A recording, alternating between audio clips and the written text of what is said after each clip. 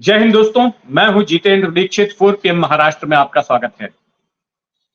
दोस्तों, 22 जनवरी को अयोध्या में भव्य राम मंदिर के उद्घाटन के लिए जोर शोर से तैयारियां चल रही हैं। राम मंदिर न्यास की ओर से हजारों लोगों को उस समारोह में शामिल होने के लिए निमंत्रण भेजा जा रहा है और इसी के साथ साथ इस मौके को लेकर राजनीति भी खूब हो रही है, वाद विवाद भी खूब हो रहा है। कौन जाएगा कौन नहीं जाएगा, इसको लेकर खबरें छप रही हैं, इसको लेकर चर्चा हो रही है। और खास करके अगर महाराष्ट्र की बात करें तो यहां बीते हफ्ते यह मुद्दा काफी गर्म रहा, क्योंकि अब तक जो उद्धव ठाकरे वाली शिवसेना है उसके अध्यक्ष उद्धव ठाकरे को निमंत्रण नहीं मिला है। यह बताया गया है कि उनको भी भेजा गया निमंत्रण, राज ठाकरे को भी भेजा गया है, शरद पवार को भी भेजा गया है, लेकिन अभी तक निमंत्रण मिलने की पुष्टि नहीं हुई है। और इसको लेकर ठाकरे गुट की ओर से काफी तीखे बयान दिए गए। उन्होंने कहा कि राम मंदिर जाने के लिए उन्हें किसी निमंत्रण की जरूरत नहीं है, जब उनकी मर्जी होगी तब वो जाएंगे। और विवाद हुआ क्रेडिट को लेकर भी कि आज जिस जगह पर राम मंदिर खड़ा है वहां पर अब से 32 साल पहले बाबरी मस्जिद हुआ करती थी। और क्रेडिट इस बात का लिया जा रहा है कि उस बाबरी मस्जिद को गिराए जाने के बाद ही वहां पर मंदिर मुमकिन हो पाया। और ये क्रेडिट का झगड़ा शिवसेना ठाकरे गुट और बीजेपी के बीच चल रहा है। दोनों ने आरोप प्रत्यारोप किए। बीजेपी ने कहा कि शिवसेना की कोई भूमिका नहीं थी मस्जिद को गिराए जाने में, जबकि शिवसेना का कहना है कि जब तमाम बीजेपी के नेताओं ने खुद ही जिम्मेदारी से हाथ झटक लिया था और कहा था कि हमारी इसमें कोई भूमिका नहीं है, तब शिवसेना के दिवंगत प्रमुख बाला साहब ठाकरे ने ही जिम्मेदारी ली थी। देवेंद्र फडणवीस ने कहा कि वो खुद भी वहां पर मौजूद थे मस्जिद गिराए जाते वक्त, और फिर उन्हें बाद में बदायूं की जेल में भी भेजा गया था। तो वही ठाकरे गुट का कहना था कि शिवसैनिकों के नाम भी सीबीआई के आरोपियों की लिस्ट में थे। इससे पता चलता है कि शिवसैनिकों की भूमिका थी बाबरी कांड में। खैर, इसी विवाद में अब अगली कड़ी आई है एनसीपी शरद पवार गुट की ओर से। एनसीपी शरद पवार गुट के जो महाराष्ट्र के प्रमुख हैं जयंत पाटिल, उन्होंने सवाल खड़ा किया है कि आखिर 22 जनवरी को ही राम मंदिर का उद्घाटन क्यों किया जा रहा है। क्या इसके बजाय, इस तारीख के बजाय रामनवमी के मौके पर यह मंदिर का उद्घाटन नहीं किया जा सकता था? जब राम का जन्म हुआ वो बेहतर तारीख होती। लेकिन जयंत पाटिल का आरोप है कि इस वजह से ही ये राम मंदिर का उद्घाटन 22 जनवरी को किया जा रहा है, जल्दबाजी में किया जा रहा है, क्योंकि आचार संहिता लगने वाली है लोकसभा चुनाव की। और आचार संहिता के वक्त मोदी इसका उद्घाटन शायद ना कर पाएंगे, और इसीलिए जल्दबाजी में 22 जनवरी को ही मंदिर का उद्घाटन किया जा रहा है, रामलला की प्राण प्रतिष्ठा की जा रही है। जयंत पाटिल का कहना है कि देखिए, लाखों लोगों से चंदा वसूल करके राम मंदिर न्यास ने इस मंदिर को बनवाया है।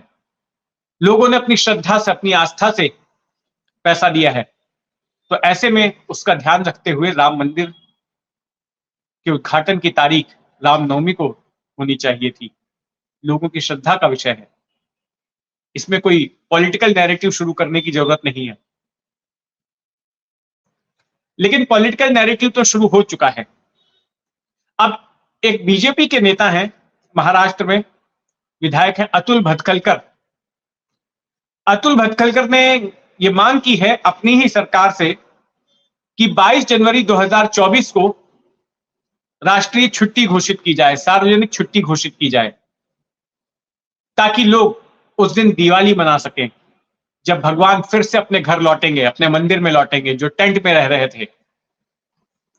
जगह जगह मंदिरों में समारोह होंगे, कार्यक्रम किए जाएंगे, लोग अपने घरों के बाहर दिए जलाएंगे, और इस मौके पर उत्सव मनाने के लिए लोगों को छुट्टी की जरूरत है। यहां गौर करने वाली बात यह है कि 22 जनवरी सोमवार का दिन पड़ रहा है, उसके पहले है रविवार और उसके पहले है शनिवार। तो आमतौर पर अगर 22 जनवरी को छुट्टी दे दी जाती है तो कई लोग ऐसे होंगे जिनके लिए तो एक लॉन्ग वीकेंड मनाने का मौका मिल जाएगा। लोग फ्राइडे से ही निकल पड़ेंगे छुट्टी पर अपने पसंदीदा डेस्टिनेशन घूमने के लिए और फिर लौटेंगे मंगलवार की सुबह। लेकिन अतुल भटकलकर का मानना है कि नहीं, छुट्टी मिलनी चाहिए। अब देखते हैं कि सरकार इस पर क्या कोई फैसला लेती है। अच्छा, इसी कड़ी में जो महाराष्ट्र के मुख्यमंत्री हैं एकनाथ शिंदे, उन्होंने भी एक मांग कर डाली है केंद्र सरकार से, केंद्रीय रेल मंत्रालय से। और उनकी मांग यह है कि मुंबई से सीधे अयोध्या के लिए एक वंदे भारत ट्रेन चलाई जाए। ये उन्होंने तब कही ये बात जब महाराष्ट्र के जालना से एक वंदे भारत ट्रेन का उद्घाटन हुआ अभी 3 दिनों पहले। तो उसी वक्त इन्होंने ये कहा कि महाराष्ट्र से जो भक्तगण हैं उनको अयोध्या जाने के लिए एक वंदे भारत ट्रेन रेगुलर तौर पर शुरू की जानी चाहिए। हालांकि रेलवे की ओर से सैकड़ों ट्रेनें, विशेष ट्रेनें चलाई जाने वाली हैं। 22 जनवरी के बाद से जो भीड़ पहुंचेगी अयोध्या, जो श्रद्धालु पहुंचेंगे, उसको देखते हुए सैकड़ों विशेष ट्रेनें चलाई जा रही हैं।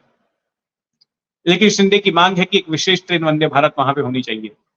वैसे आपको बता दूं कि फिलहाल जो वंदे भारत ट्रेनें चल रही हैं उसमें रात में सोने की व्यवस्था नहीं है, उसमें स्लीपर टियर्स नहीं है, बैठकर सफर किया जा सकता है। जबकि मुंबई से अयोध्या जाने में कम से कम 26 घंटे का समय तो लगेगा ही ट्रेन से। मुंबई से लखनऊ पहुंचने में ही 22 से 24 घंटे का वक्त लग जाता है और फिर वहां से 1.5-2 घंटे और पकड़ लीजिए। तो ऐसे में वंदे भारत ट्रेन किस तरह से चलेगी ये भी सवाल है। हालांकि एक मॉडिफाइड वंदे भारत ट्रेन जिसका कुछ अलग नाम दिया जाएगा वो भी शुरू करने की प्लानिंग चल रही है। तो कुछ इस तरह से महाराष्ट्र में राम मंदिर को लेकर राजनीति हो रही है। और अभी ये देखना दिलचस्प होगा कि जिन जिन लोगों को इनविटेशन मिलता है उनका क्या रुख होता है उद्घाटन समारोह में जाने के लिए। शरद पवार ने तो ये कह दिया, देखिए कि राम मंदिर जो है निजी आस्था का विषय है, वो किसी भी धर्म स्थल पर जाते हैं तो अपनी निजी आस्था की वजह से जाते हैं, उसको प्रचारित नहीं करते। और उन्होंने आरोप भी लगाया कि बीजेपी जो है इसका राजनीतिक फायदा उठाने की कोशिश कर रही है। जयंत पाटिल का भी यही कहना है कि बीजेपी को ऐसा लग रहा है कि उसको इससे राजनीतिक फायदा मिलेगा, लेकिन धार्मिक इवेंट से राजनीतिक फायदा नहीं मिल सकता, उनका कहना है। महाराष्ट्र में सालों से गणेशोत्सव का त्योहार मनाया जा रहा है। उनका कहना है कि यह त्योहार किसी एक पार्टी का थोड़ी है, शिवसेना का, बीजेपी का, एनसीपी का, कांग्रेस का, तो लोगों का त्योहार है। तो ऐसे लोग उसको भी मनाएंगे, उद्घाटन के मौके पर भी उत्सव मनाएंगे। और बीजेपी को लगता है कि अगर उसको भुना सकेगी तो ऐसा नहीं है। तो खैर इस मामले में जो कुछ भी आगे घटित होगा, जो भी हलचल होगी, इस पर हमारी नजर बनी रहेगी। आप भी अपनी नजर बनाए रखें 4 PM महाराष्ट्र पर। और अगर आपने अब तक इस चैनल को सब्सक्राइब नहीं किया है तो सब्सक्राइब कर लें। जय हिंद।